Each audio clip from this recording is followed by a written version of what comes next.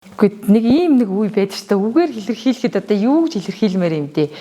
Одоо ингээд хичээл хийхгүй ингээд амар ингээд урам хуглаал ингээд байж ийснаа маргааш нөгөө хичээлүүдээ бүгдийн нөхөд ирсэн ингээд томоотой ингээд сууж идэг. Тэгээд тэрийг харангуудаа айгүйх ингээд баярлаад эн чинь бас нэг зүрх сэтгэлтэй хүн юм биш үү? Би энэ хүнийг ингэж бэлдэж ямыг хайрлах, инрэх, өрөвдөх энэ сэтгэлийг энэ хүнд ингээд суулгаж өгөөд энэ хүн одоо энэ зүйлийг мэдэрж штий гэсэн ийм зүйлд нь айгүйх баярладаг.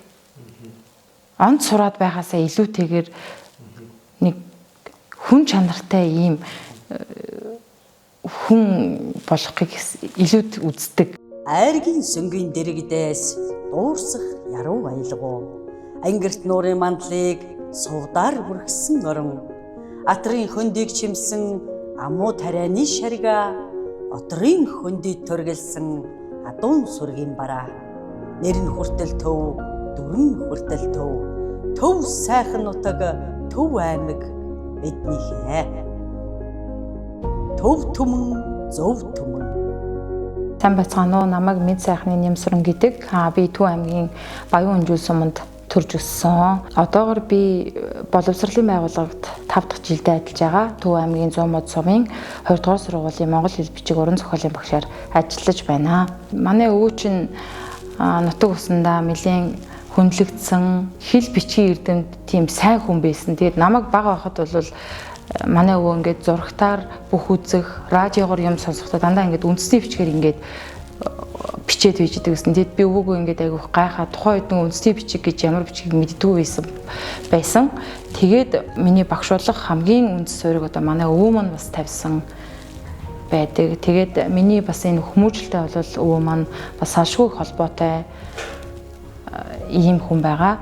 Тэгээд манай өвөө жишээлбэл зөндөө олон одоо шүлэг одоо магтаалууд их бичдэг байсан. За тэрний нэг нь бол нэг Баян Өнжилийн магтаал гээд одоо бас хүмүүс бол ингээд амжилуулад сайхан одоо уран бүтээлнтийн одоо яаж байгаа түгээн дэлгэрүүлж байгаа. Баян Өнжилийн цуутэрээр баяр барталын суутанот баялаг домгийн амтар элбэг батран дэчи хүүтэй үлгүй.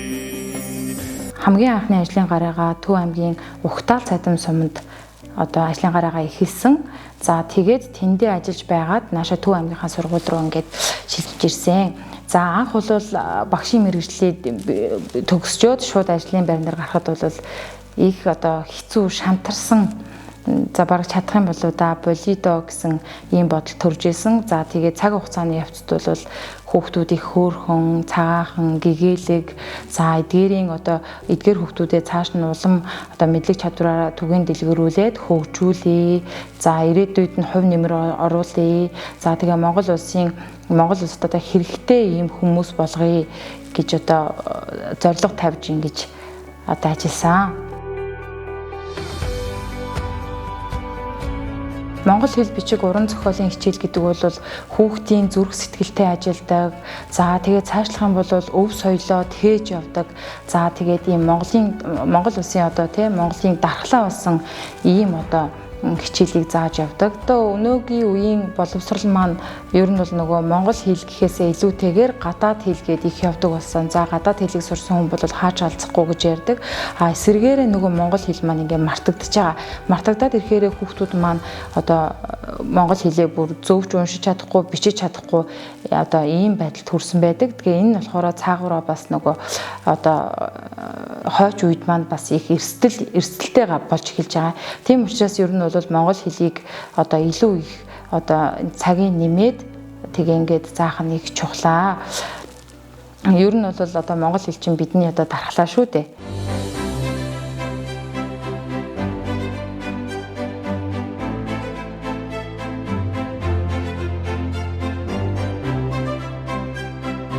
Багш хүн бол одоо ямагт маш ёс зүйтэй байх ёстой. За тэр ёс зүй гэдэг зүйл нь зүгээр нэг сургууль дотор мөрдөгдөө тайрладаг зүйл биш. Бүр энийг бол бүр ингээд суулгацсан байх ёстой. За багш хүн бол ганцхан багш биш, эцэг их болж байна, асран хамгаалагч болж байдаг. За тэгээд хүүхдээ нөгөө онцлоогүй хүн бол багш бол ямар ч амжилтанд хүрдэггүй. За ямар ч үр дүн түүнээс гардаггүй. Хамгийн түрүүнд бол багш хүн бол хүүхдээ оншилдог байх ёстой, мэдэрдэг байх ёстой. За хүүхдүүдээ мэдэрнэ гэдэг нь зүгээр нэг одоо ингээл хичээл багш хүн зүгээр л хичээл заагаал за ямар үед нь юуг заах уу гэж заахтаа биш, зүрх сэтгэлийн хамгийн түрүү мэдчих ёстой. Ингэж мэдэрснийхаа дараачаар бол хичээл заахад бол ямар ч асуудалгүй байдаг. Мэдрээд оншилсны дараачаар бол хүүхдүүд аяндаа өөрсдөө ингээд хичээл сурлагандаа сайжраад сургуультай ирэх итэг зүтгэлтэй болоод хичээлдээ ирэх бүр дуртай болдог юм байдаг. За хүүхдүүдэд дутуу оншилсноос болоод хүүхдүүдтэйгээ ойлголцож чадахгүй, ямар ч амжилтанд хүрч чаддаггүй ийм асуудлууд бол байдаг. За би хувьдаа бол хүүхдүүдээ бол маш их ойлгодог, дэмждэг, тусалдаг, зарим үед баг найз нь болдог. Ингэжээж биднээс бол хамтын үр дүн бол гарч ирдэг.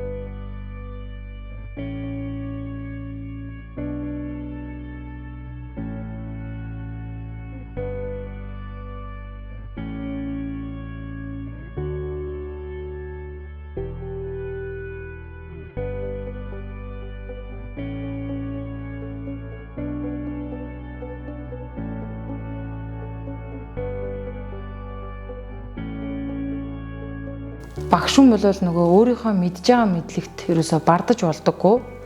Цаг үргэлж ер нь бол шинийг сурж санаачлагч юм байх хэрэгтэй байдаг. За би бол өөрийнхөө туршлагаас ингээд ярихад бол одоо ингээд 10 дугаар ангид хичээл орлоо гэх юм бол 10 дугаар ангийнхаа бүх хичээлийг өөрөө эхлээд нэг дэвтэр гаргаад энэ дэвтэр дээрээ бүгдийг хийдэг. За ингээд өөрөө хийгээд гартаа оруулсны дараачаар бол хүүхдүүдтэй ингээд мэдлэг түгээхэд бол их хэлбэр байдаг. За тэгээд одоо өнөө үед бол хүүхдийн хөгжил бол маш эрчимтэй явагдаж байгаа. Ийм учраас багш бол цаг үргэлжил хөгжиж явах хэрэгтэй гэж боддог доо. 2024-өөс 2025 оны хичээлийн жилд бол заамар сумын зохион байгуулагдсан Монгол хэл бичгийн олимпиадаас 8 дугаар ангийн төрөлд бэлтгэсэн шав маань алтан медаль хүртсэн. За дараа нь бол Монгол хэл бичгийн улсын 54-р олимпиадад Масара манай дааж авсан анги маань 2-ын даваанд нь алтан медаль, 3-ын даваанд нь алтан медаль авсан ийм амжилттай байсан. За тэгээд энэ хичээлийн жилд бол заамар сумын нэрэмжит Монгол хэл бичгийн олимпиадад 9-р ангийн бэлтгэсэн шав маань мөнгөн медаль, за 10 дугаар ангийн бэлтгэсэн шав маань мөнгөн медаль хүртсэн. За мөн 9-р ангийн улсын монгол хэлний ганцаарчилсан төрөлд бэлтгэсэн шав маань 2-ын даваанд алтан медаль хүртэж, 3-ын даваанд бол 8 дугаар байранд одоо шалгарсан ийм амжилттай байгаа. За тэгээд энэхүү амжилтыг минь үнэлж Төв аймгийн хөдөлмөрийн авраг багшаар намайг тодорхойлсон. За тэгээд энэхүү одоо шагнал маань үүрэг хариуцлагатай нэлээд одоо нэр хүндтэй ийм шагнал байсан.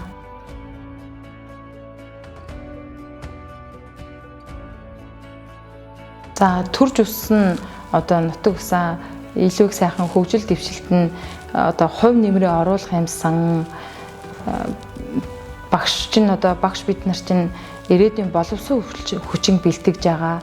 Чанартай боловсон хүчин бэлтгэж эргээ буцаад Төв аймагта эдгээр хүмүүс маань юм хийж бүтээгээсэ гэж ингэж боддог.